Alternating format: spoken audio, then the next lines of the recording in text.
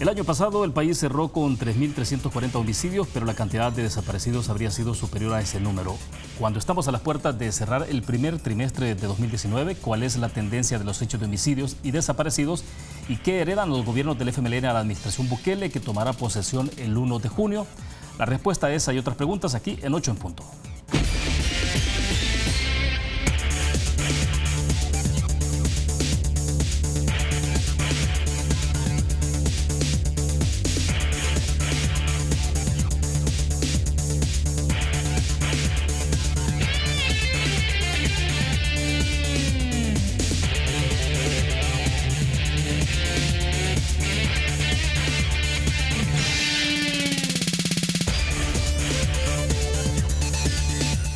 Buenas noches, bienvenidos a 8 en punto. Gracias por acompañarnos en el inicio de la semana en este lunes. Vamos a conversar durante la entrevista sobre el estado de la seguridad pública en nuestro país y esta noche queremos agradecer que nos acompaña en nuestros estudios Mauricio Ramírez Landaverde. Él es el ministro de Justicia y Seguridad de nuestro país. Ministro, bienvenido, buenas noches, un gusto.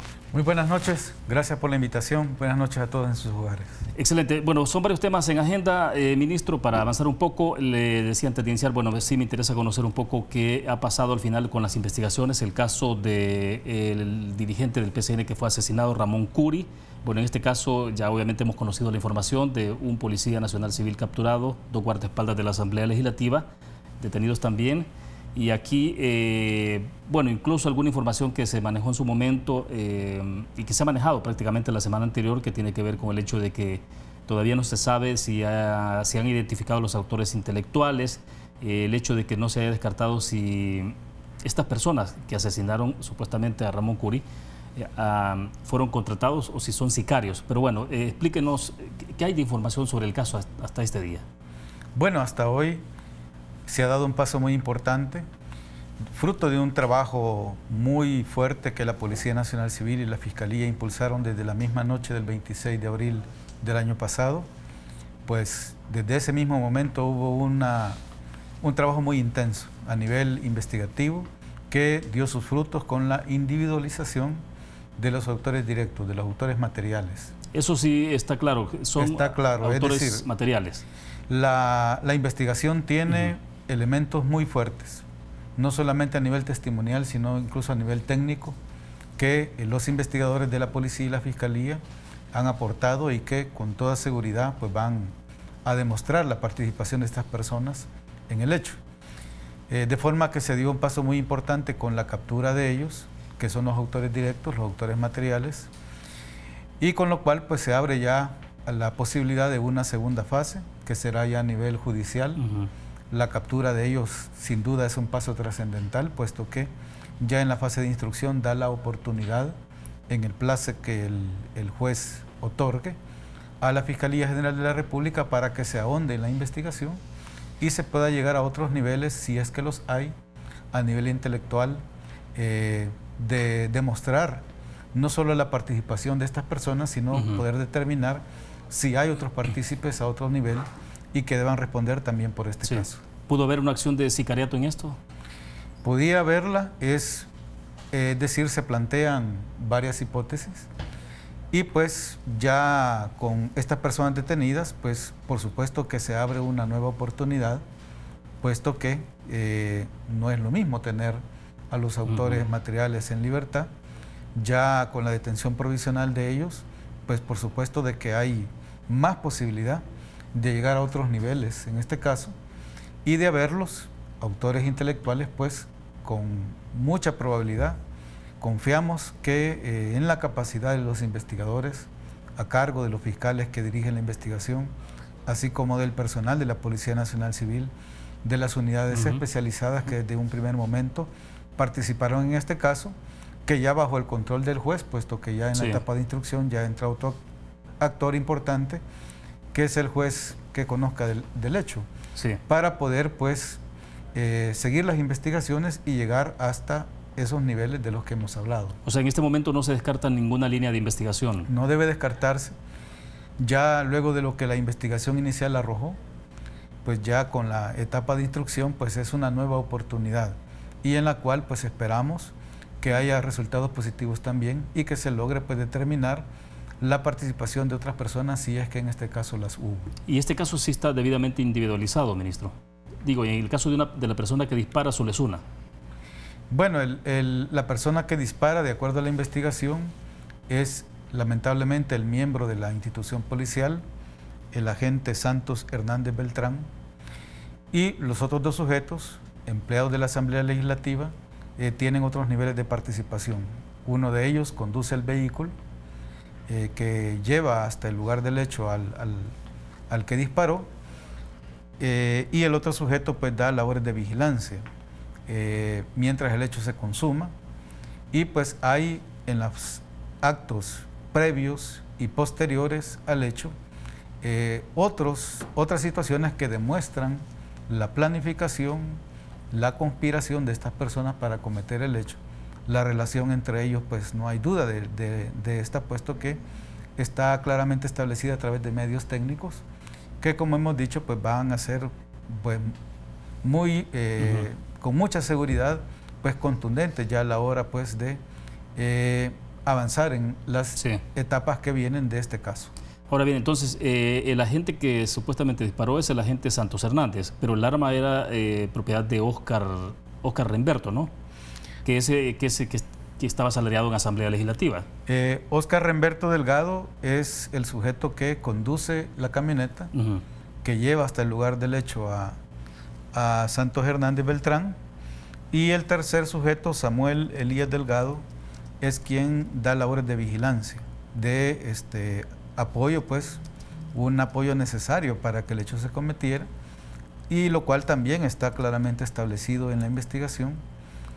Para cada uno de ellos está claramente demostrado cuál fue su nivel de participación y la responsabilidad que tienen, pues, en el caso.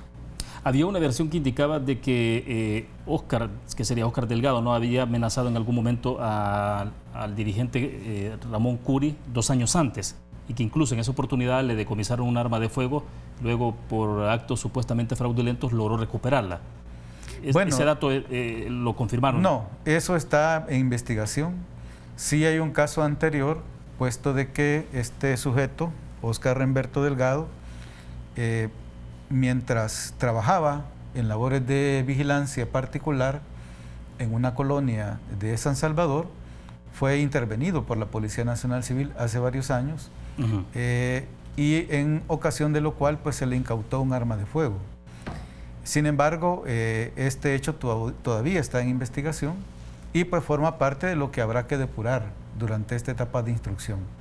No obstante, la participación, pues como hemos dicho, ya está, aunque será durante el proceso que se va a demostrar y que va a haber oportunidad de aportar la prueba correspondiente, pero lo que puedo decir es que hay elementos muy claros y sobre todo muy contundentes a nivel técnico, que bajo mi punto de vista van a demostrar con claridad la participación de ellos, y sobre todo pues que ya bajo control judicial hay oportunidad, de acuerdo al plazo que el juez dé, para seguir las investigaciones más allá de lo que hasta hoy se ha logrado establecer, y todos esos hechos que tú mencionas pues deberán ser depurados y demostrados durante esta etapa. O sea, las investigaciones van a llegar hasta donde deben llegar y, por ejemplo, si en un momento determinado ustedes llegaran a confirmar que hay otro tipo de móvil, incluso político, ustedes llegarán hasta donde sea. Pues confiamos en ello. No solamente en este caso, que ha habido un trabajo muy profesional desde la primera noche del hecho, puedo dar fe de que ha habido un trabajo muy, muy intenso. ¿El FBI se involucró o no? Bueno, la investigación es dirigida por la Fiscalía General de la República, claro, y pues la participación de investigadores de la policía y también a nivel técnico de esa institución es lo fundamental. Desde la primera noche, insisto, hubo un trabajo muy meticuloso, con mucha dedicación, muy profesional, de forma que confío en la capacidad que tienen las instituciones nacionales de poder avanzar en este caso, y de haber otros niveles en este hecho, pues confiamos en que va a poderse demostrar y se va a poder comprobar. ¿Podría haber incluso niveles de tipo estrictamente político en esto? Bueno, en este caso ya superada la etapa inicial, ya entramos a una totalmente nueva, ya bajo control jurisdiccional, en la cual pues con mucha más transparencia debe de trabajarse, y pues de haber una relación de esa naturaleza, pues confiamos en que se va a poder llegar a ello. Si hay otros partícipes a otros niveles, pues no me cabe duda de que las instituciones están en toda la capacidad de poderlo demostrar. Ahora, se hizo un procedimiento en la casa, y eso usted me lo aclarará, si fue en la casa o fue estrictamente en la caseta donde pernoctaban estos agentes, en la casa del secretario del PCN, Manuel Rodríguez. Bueno, de acuerdo a lo dirigido por la Fiscalía General de la República, se allanaron varios lugares en la búsqueda pues de los elementos del delito. Se logró encontrar el vehículo usado para cometer el hecho, la camioneta, es efectivamente la que fue usada para cometer el hecho, y un arma de fuego, no la usada para cometer el hecho, pero un arma de fuego pues que va a ser sometida a las experticias correspondientes para establecer si ha participado en otros casos. ¿Estas personas pudieron estar involucradas en otros hechos? ¿No lo descartan ustedes? No lo descartamos. Esta etapa de instrucción pues precisamente va a posibilitar esa situación, y de haber participación en otros hechos, pues igualmente deberán responder por ello. Eso es lo importante pues de este avance que se ha tenido, en el cual pues ya con los sujetos debidamente amarrados, por así decirlo, al proceso, pues hay más oportunidad para seguir ahondando en este y otros casos en los que se tenga relación también. En este momento solo estas 3 personas son las que están directamente involucradas. No hay ni por asomo, y tengo que preguntarlo, algún dirigente del PCN. Por el momento se ha logrado determinar la participación de estas 3 personas, pero pues el caso en ningún momento ha finalizado, todo lo contrario. Inicia una etapa diferente pero importante, que es la de instrucción, en la cual pues hay un plazo que el juez va a determinar, pero que hay hasta 2 años para que esta investigación se continúe, y en el futuro igualmente, tal como la ley lo establece, de surgir nuevos elementos, de surgir nueva información, un caso pues se puede continuar en cualquier momento, en cualquier etapa del mismo. Bueno, perfecto. Tenemos que hacer en este momento la primera pausa comercial. Cuando regresemos hablemos de cuál ha sido el comportamiento de la situación de homicidios en el país, las desapariciones, el comparativo respecto de 2018, sin duda alguna. Vamos a la pausa, volvemos. Banco Promérica cuenta con la garantía de rapidez en todas sus cajas, donde te atienden en 20 minutos o menos. Continuamos en 8 en punto. Nuestro invitado en nuestros estudios, Mauricio Ramírez Landaverde, ministro de Justicia y Seguridad de nuestro país. Ministro, entremos a la parte que tiene que ver entonces un poco sobre cuál ha sido la tendencia, bueno, el año pasado, el comportamiento en la situación de homicidios y en el caso también de desaparecidos, porque, bueno, ahí hay una relación un poco que me parece que es relevante, ¿no? Porque 2018 se estaba hablando de 3.340 homicidios, 622 menos, pero en términos de desaparecidos se hablaba de 3.500. Es decir, que es una cifra superior, incluso el desaparecido supera a la cantidad de los homicidios. Bueno, me voy a referir en primer lugar a la tendencia de los homicidios en el país, resaltando pues que es uno de los resultados más importantes el haber enfrentado una etapa muy dura, que fue la inmediatamente después del periodo que conocemos como tregua, en el cual pues hubo una clara intención de la criminalidad por incrementar la violencia, por hacer número y por subir la cantidad de homicidios. Y de forma particular dirigirlo contra los miembros de las instituciones de seguridad, como una forma de doblegar la voluntad, pero también de presionar al gobierno para que se volviese al periodo que conocemos en el país como tregua, en el cual grupos criminales pues, fueron beneficiados con algunas medidas, sobre todo a nivel penitenciario, de las cuales en ese momento pues ellos pretendían que se regresase, y que ha mantenido, digamos, durante estos años esa intención en diferentes periodos. Voy a permitirme apoyarme en esta lámina en la cual se describe la tendencia que el delito de homicidio ha presentado desde el año 2015.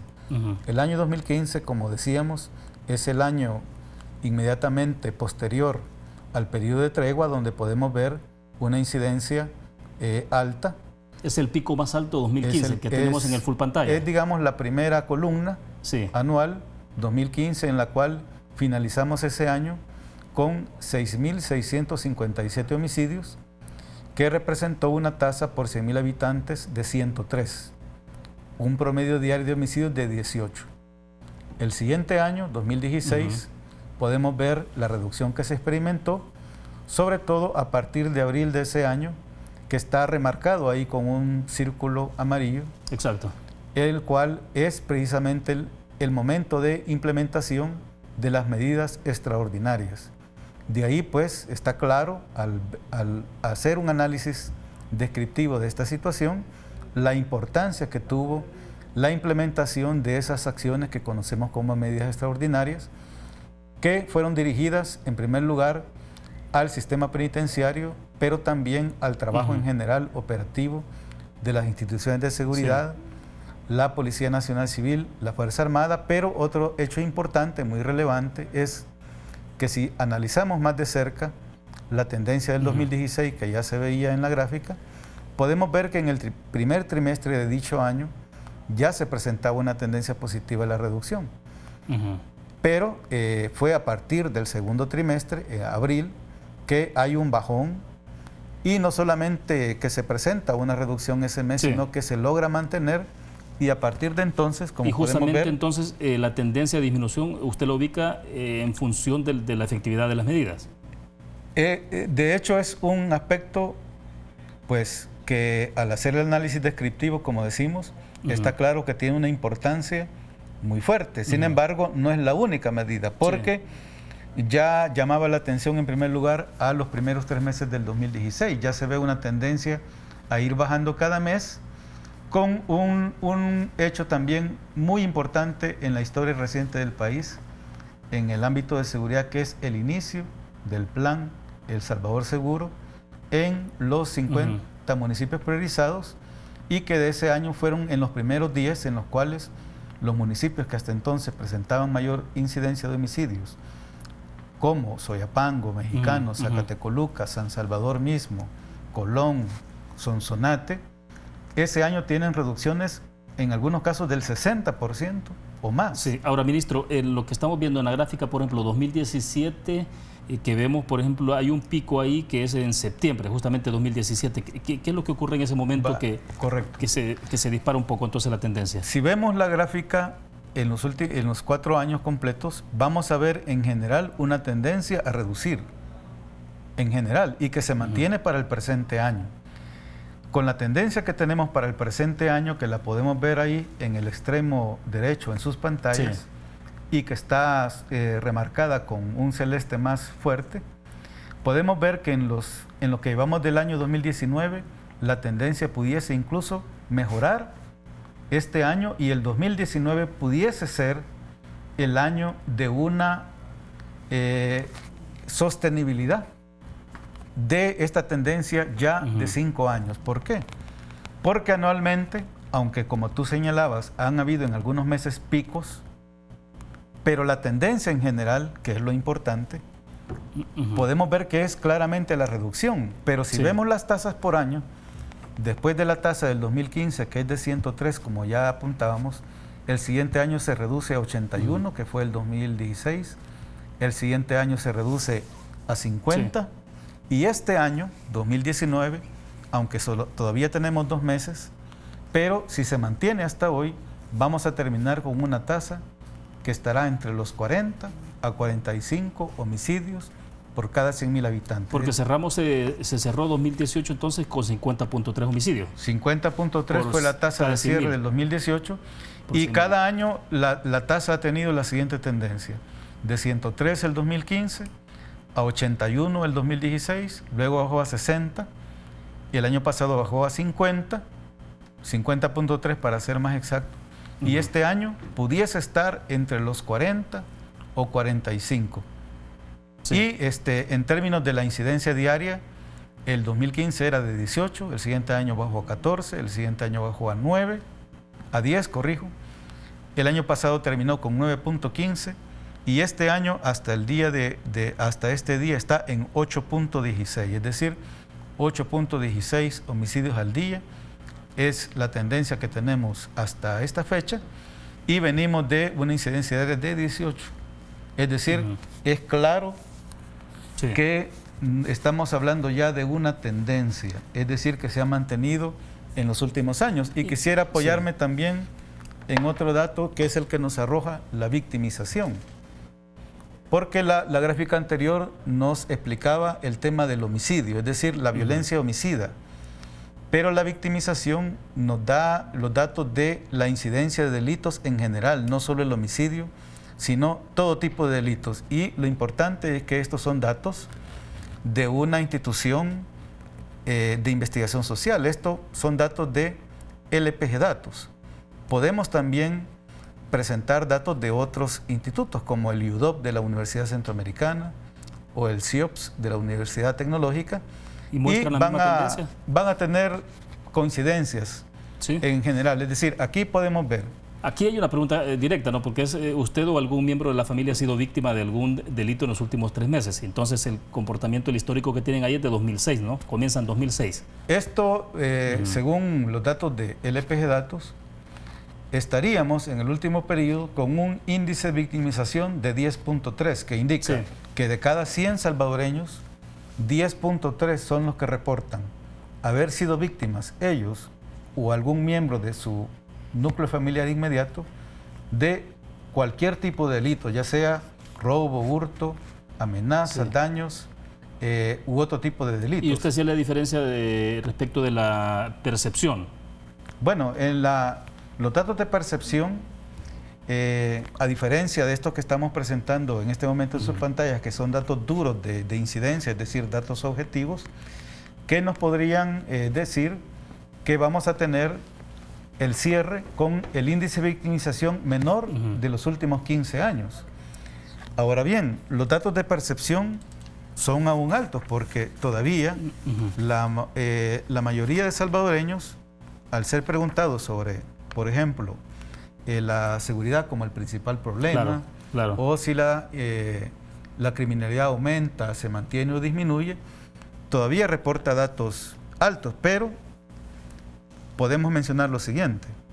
Y aquí voy a citar datos de otro instituto, que es el UDOP de la Universidad Centroamericana, que nos indica que en la última medición de ellos, en relación a la pregunta sobre la seguridad como principal problema del país, el 57% mencionó que efectivamente la seguridad es el principal problema.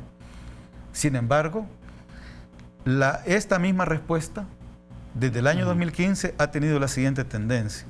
A finales del 2015, a la misma pregunta, el 80.5% de los salvadoreños reportó que la seguridad era el principal problema. Luego se fue reduciendo 75.3%, 66.2% y así sucesivamente. Y otro dato más, para reforzar la misma idea. Sí, y cerremos con eso porque tengo que hacer una pausa. La misma institución, a la pregunta de si la delincuencia incrementó, se mantuvo o disminuyó, el 44% respondió que aumentó. Sin embargo, también viendo la tendencia, a finales de 2015, a esa misma pregunta respondieron afirmativamente el 82.5% de salvadoreños.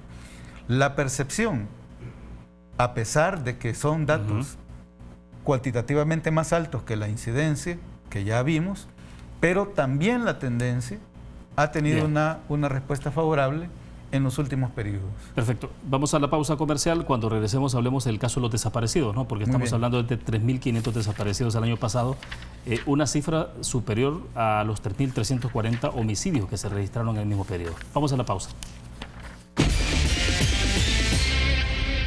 Bien, continuamos con el ministro de Justicia y Seguridad en nuestros estudios. Ministro, hay algunas consideraciones que nos están llegando de quienes nos están viendo a través de nuestra aplicación en Facebook. Voy a leerle algunas preguntas, comentarios también que hacen que tienen que ver con el tema que vamos a abordar en este momento, pero otros que son adicionales. Por ejemplo, acá Rey Are, así se identifica, dice, tengo una pregunta, ¿por qué se desperdicia tanto dinero de lo que el pueblo aporta como contribución especial?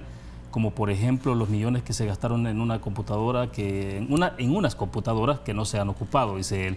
Bueno, en su comentario que continúa ahí, Luego hace referencia al tema de las estadísticas, dice no importan la realidad que se vive en la calle y siempre hay mucha delincuencia. Pero aquí también están preguntando sobre el caso Flor del Carmen Mengíbar Rivera. Dice, pregunto qué están haciendo para resolver tantos casos de jóvenes desaparecidos más en las últimas semanas. Y justamente un poco creo que lo conversamos en el corte.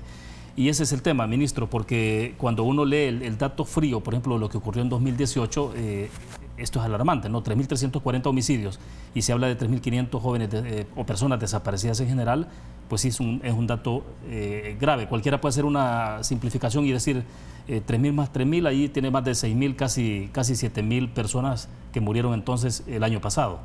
Pero explíquenos. Sí, bueno, hay que ser muy cuidadoso con esos datos, puesto que puede haber una interpretación como la que tú estabas mencionando, que las cifras de desaparecidos pues se incrementan a la de los homicidios, como si todas las personas que se reportan como desaparecidas han sido víctimas del delito de homicidio.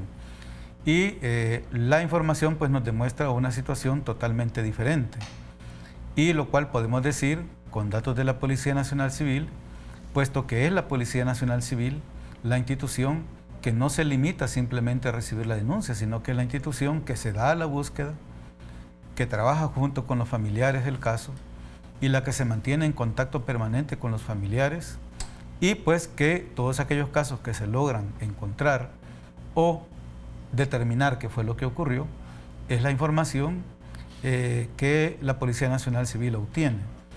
El año 2018, para citar un ejemplo de un año, el año 2018, en total se recibieron reportes por personas desaparecidas de 2.457.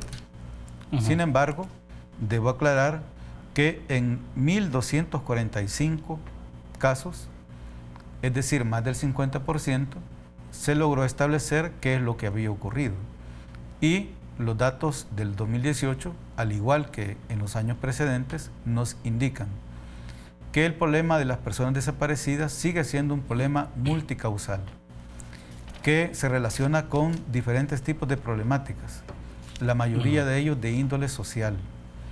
La inmensa mayoría de estas personas se logró determinar qué es lo que había ocurrido y en la inmensa mayoría de los casos, pues no hubo ningún hecho delictivo de por medio.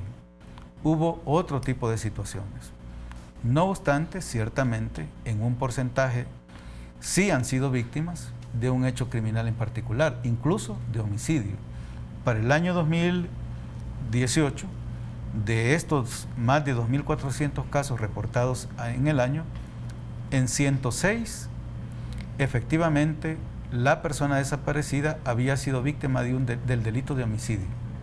106 casos, pero que porcentualmente representan el 4.3%, que es más o menos el dato que se obtiene cada año, en el cual ya en anteriores informes hemos dicho que de todos los casos que se presentan cada año, en un porcentaje no mayor del 10%, son aquellos en los cuales se ha sido víctima de un delito, ya sea homicidio, que lamentablemente sí hay efectivamente cierta cantidad, de la cual posteriormente se logra determinar que había sido víctima de homicidio, o privación de libertad, u otro tipo de delitos. Sin embargo, y en estos casos de desaparición, perdón, ministro, ¿qué han logrado establecer? Por ejemplo, si tienen el porcentaje, por ejemplo, si en el caso de los jóvenes, por ejemplo, bueno, conocimos el caso de 4 jóvenes estudiantes universitarios la semana pasada, ¿no?, que circularon en redes sociales desaparecidos.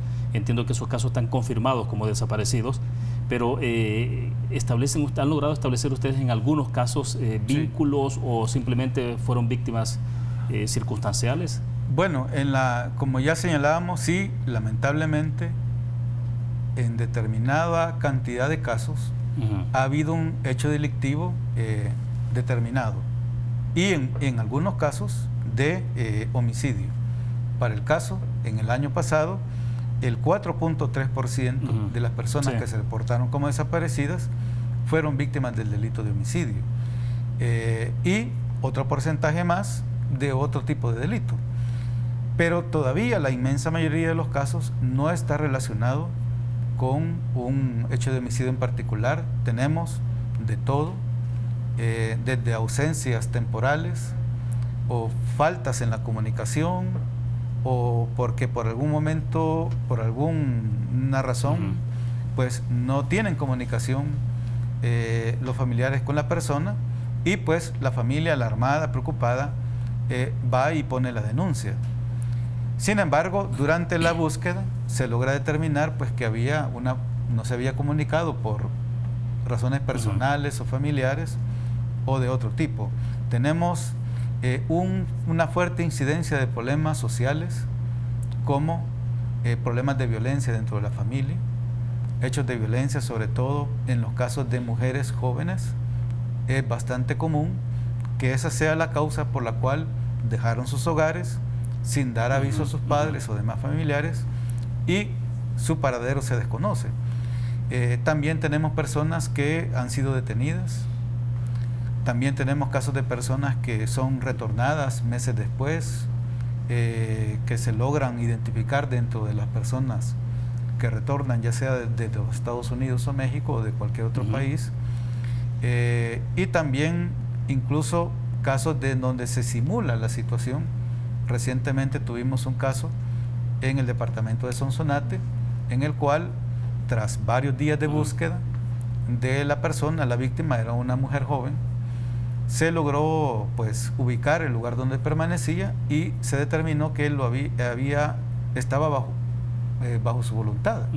Es decir, no había sido un acto violento, sino que con su voluntad pues había sido llevada a ese lugar, y por alguna razón lo hizo pasar la situación como un hecho violento, un hecho delictivo. ¿Y fue denunciado como desaparición entonces? Sí, incluso esta persona fue capturada por el delito de simulación, de delito que precisamente hay un tipo penal que se refiere a eso. Es decir, lo que podemos decir es que continúa siendo los casos de personas desaparecidas un problema multicausal, que es esencialmente de tipo social, pero que ciertamente hay un porcentaje de las personas que sí efectivamente son víctimas de un delito, razón por la cual ningún caso debe restarse la importancia, ningún caso debe ser desvalorizado, todo lo contrario, dado que sí hay anualmente un porcentaje que han sido víctimas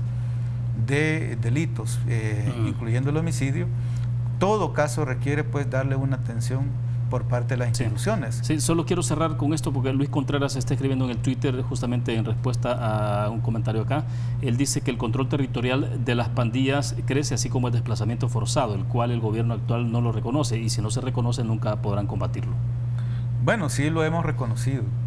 De hecho, el Ministerio de Justicia y Seguridad Pública, con el apoyo de ACNUR, la participación de la Dirección General de Estadística y Censo y la participación de instituciones académicas como Flaxo, llevamos a cabo un estudio en 2016, lo publicamos en 2017, un estudio que se denominó Caracterización del problema de desplazamiento forzado interno en El Salvador.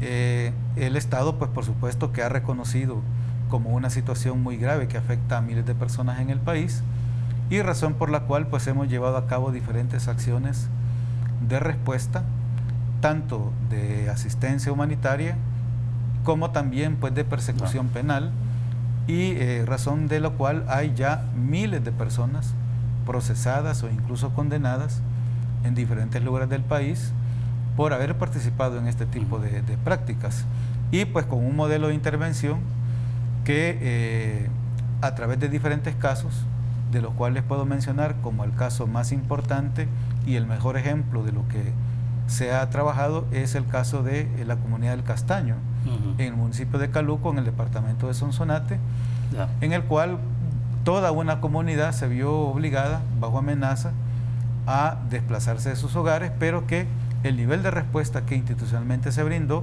logró posibilitar los retornos, la captura de todo el grupo que provocó esa situación, y que hoy pues haber propiciado que esa comunidad viva una situación totalmente diferente. Bueno, perfecto, nos quedamos en el punto, hacemos la última pausa comercial. Cuando regresemos hablemos, bueno, usted lo conoció perfectamente, el exalcalde de San Miguel, Will Salgado, hizo insistente denuncia sobre el tema de la utilización de los brazaletes en el caso de los reos que gozan con libertad condicional. Vamos a una pausa, hablamos de eso.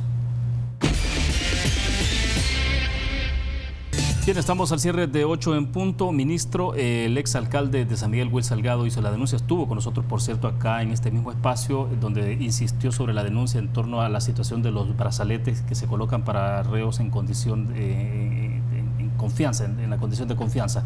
Y hablaba, por ejemplo, del fallas en la conectividad, el tema del alcance que tiene la señal, que incluso en algunos casos que supuestamente se habría generado, donde algunas personas habrían logrado burlar el dispositivo y haber ido a cometer incluso hechos delictivos. El caso también señalaba de que, bueno, adquirieron cerca de 2.800 brazaletes y menos de 500 han sido colocados. Entonces todo eso al final quedaba la sensación, bueno, que entonces, ¿qué es lo que ha pasado? ¿Hay irregularidades? ¿Qué es lo que ha ocurrido entonces con el tema de los brazaletes? Bueno, es un proyecto que está en desarrollo actualmente y que está constituyendo pues una herramienta que hemos puesto a disposición de los jueces de todo el país. Y que en la medida que los jueces van ordenando la colocación, pues está creciendo la cantidad de dispositivos que se está en funcionamiento. Por ejemplo, de los 2.800, ¿cuántos hay colocados en este momento? Bueno, en total han sido ordenadas su colocación en más de 500 casos, pero hay que tomar en cuenta que algunos casos se colocan y posteriormente se retiran por disposición del juez. Puedo citar un caso, por ejemplo, el del señor Nicolás Angelucci.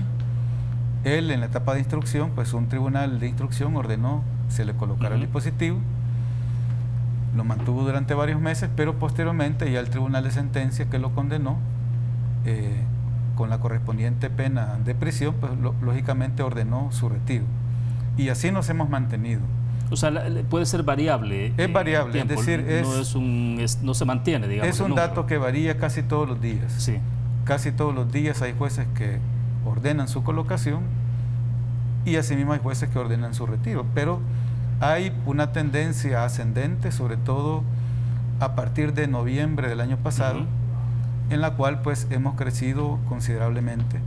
Tenemos dispositivos en todo el territorio nacional, hay portadores en los 14 departamentos y hay por parte de los jueces que lo ordenan pues todavía una cantidad considerable que no lo ha hecho y que es un periodo en el cual nosotros consideramos que hay una adaptación todavía del sistema de justicia a la tecnología, en este caso pues a la vigilancia electrónica, así como ha habido una etapa anterior de adaptación a la videovigilancia y a otros medios técnicos que en los últimos años se han implementado en el país. Hemos ya demostrado que la herramienta está funcionando bien. Su implementación se debió a que superó exitosamente toda una serie de pruebas de alta disponibilidad, de estrés, tal como los parámetros para este tipo de dispositivos lo regula. Ahora, ¿problemas de falla en la conectividad del aparato? No hemos tenido, es decir, el aparato tiene dos tipos de conectividad.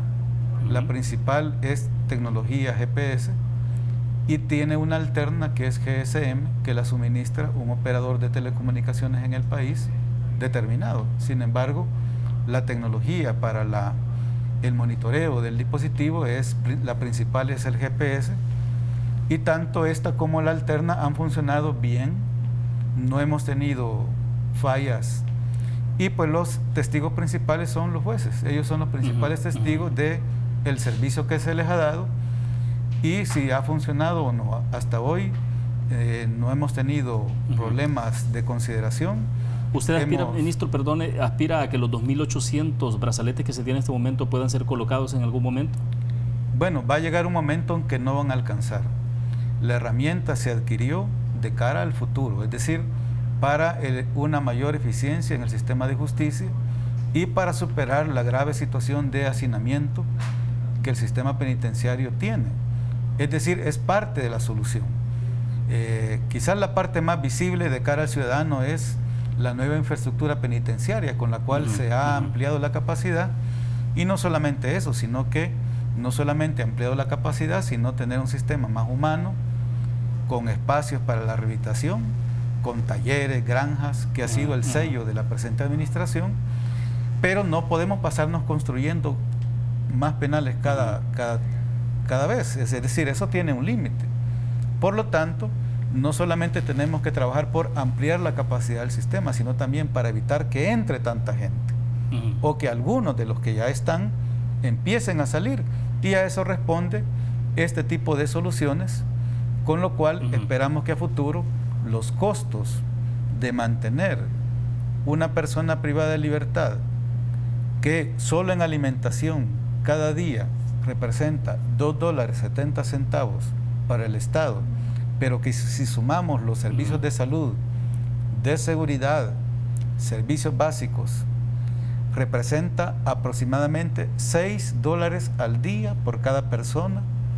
Y si tomamos en cuenta que hay ya más de 40,000 personas en el sistema, te puedes hacer una idea de los costos que para el Estado representa eso, y que con este tipo de herramientas podemos ahorrarle parte de esos costos al sistema. Solo en lo que se pudiese ahorrar en ya no dar la alimentación, en 2 años, si lográramos colocar solo estos 2.800, en 2 años hemos recuperado la inversión.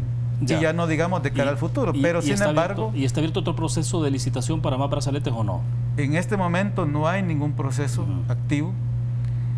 Sin embargo, 2.800 dispositivos que adquirimos con la compra de la solución, va a llegar un momento en que no van a alcanzar. Es decir, nosotros quisiéramos ponerlos todos, pero no depende de nosotros. Solo un juez puede ordenar la colocación, y estamos trabajando en eso. Cada vez hay más jueces que lo están haciendo.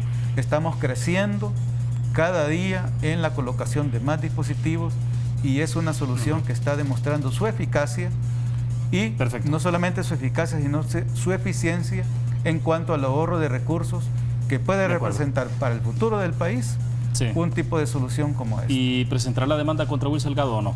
Bueno, nosotros como funcionarios públicos estamos abiertos, por supuesto, vivimos en un Estado democrático, y el cargo público conlleva estar sujeto a cualquier tipo de escrutinio. Sin embargo, estamos en un Estado democrático de derecho, en el cual pues también hay límites a cualquier derecho que se tenga, y en el cual pues también asiste el poder establecer los procesos que de acuerdo a los intereses corresponden. Bueno, se nos ha ido el tiempo. Gracias, ministro, por compartir esta noche con nosotros. Muy gentil, muy amable. Bueno, terminamos de esta forma 8 en punto. Gracias por habernos acompañado. Nos vemos mañana. Estará con nosotros en nuestros estudios Felipe Rivas, presidente de la Administración Nacional de Acueductos y Alcantarillados, ANDA. Buenas noches.